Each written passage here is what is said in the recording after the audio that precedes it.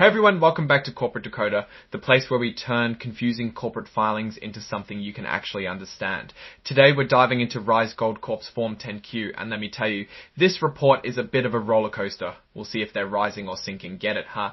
This report gives us a peek into Rise Gold's financial standing for the last 3 months, specifically ending April 30, 2025.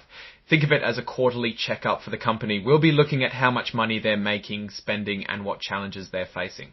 If you like getting this information straight from the source, make sure to subscribe. We also have a Discord community linked in the description below, so come and chat with us about these financial reports.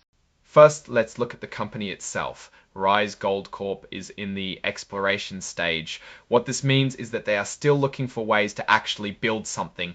They haven't started making money yet. It says here that their ability to continue depends on their ability to raise additional capital and implement its business plan. In short, they need more money to make their money to start making more money. At the end of the period, the company had a working capital surplus of $576,012 that implement its business plan. In short, they need more money than make their money to start making more money. At the end of the period, the company had a working capital surplus of $576,123. In simple terms, they have more money than short-term debt, but it doesn't say anything about next week's report. Let's look at the good stuff, the financials. In the 3 months reporting, the company had a loss of $444,685. It's never good to start with a loss, but how does this compare to other months? For the 9 months reporting, we are seeing a massive loss of 1,000 as compared to other months. For the 9 months reporting, we are seeing a massive loss of 1,000 as compared to 11 months. For the 9 months reporting, we are seeing a massive loss of 1,000 as compared to other months. For the 9 months reporting, we are seeing a massive loss of 1,061 to 11 to $40 of 44.61 to other months. For the 9 months reporting, we are seeing a massive loss of $1,061 to $11 in 2020. Yes. Now that is something to keep an eye on, $10 to $120. Now that is something to keep an eye on. So the company is losing money, but how does this translate to cash? Well, the net cash used in operating activities is $16,080,49,659.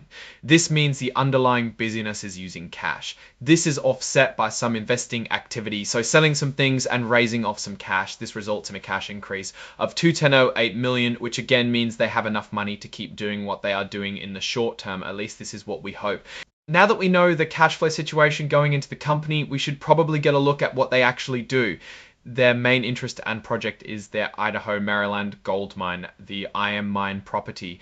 It's like a fixer-upper, a past-producing mine, and they need to obtain an important use permit. They want to extract materials and bring it to operation, while keeping the visual experience and tree coverage as good as possible. They also are creating level land by making use of rock and unwanted mining material. Because the company is tight on cash to fund these activities, they need to take on loans. Let's take a quick look at these. Their interest rate is fairly reasonable at 15% per annum. If Rise Gold Corp is successful, this type of financing may be worth it. I think of it like paying for college, taking on debt for personal concern enhancement. We will need to come back to this to determine if it's actually worth it. It wouldn't be a corporate decoder report if we would not also talk about the legal side. They have some lawsuits ongoing from some partners for economic harm. They also have a potential lawsuit from a foundation due to alleged violations of the Clean Water Act. They deny all allegations and do not believe the claims will amount to anything. They are unlikely. Again, they haven't been proven guilty of any of these alleged allegations and have probably done their best efforts to prevent such things from happening. Time to talk about the people steering this ship. Directors, chief officer, chief financial officer, all seem to be getting paid similar amounts as in year previous. Nothing seems too outstanding at these key spots. The directors who did resign as directors of the company are hopefully not for questionable reasons. What really caught my attention is we are seeing a negative shares subscribed in advance of 1.63 million. I had to look in this section to fully get it. What this means is that the current financing for next month's issuance got registered on this month's book. Since accounting only takes effect at a specific date, this amount accounts for the amount advanced for shares before officially changing the records. It's important to subtract this amount when calculating actual profits. Now, again, because the company needed money to operate, they took loans and offered various conditions and warrants to do so.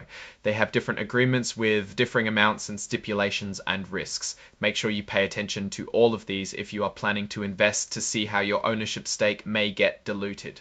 The company at the time had a derivatives liability of $140K. and has now dropped down to NIL.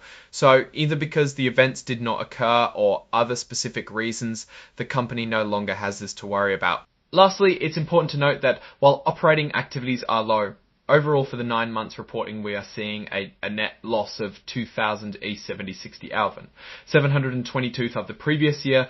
Now, what is my take? Rise Gold has definitely taken some hits and they're trying to get back up. Their exploration stage status is a red flag for financial stability, but I know it can be normal for the industry. They're doing their best on what looks like a difficult situation, but it remains to be seen. The biggest risk I see is relying on things outside of their immediate control. Government decisions on permits is the most important factor that they need to keep an eye on. Additionally, keeping an eye on their increasing debt loads. Overall, I remain cautious. They are operating in an unstable situation with increasing costs. But do you agree with my position? Drop your thoughts in the comments below. Hitting the like button really helps, and subscribe for more deep dives. Don't forget to check out the Discord channel linked in the description. Thanks for watching. See you next time.